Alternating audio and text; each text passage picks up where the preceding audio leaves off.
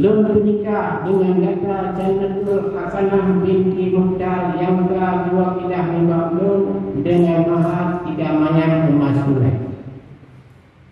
Saya terima nikah Jannatul Hasanah binti Mukhtar untuk saya dengan mahar 3 mayang emas tunai.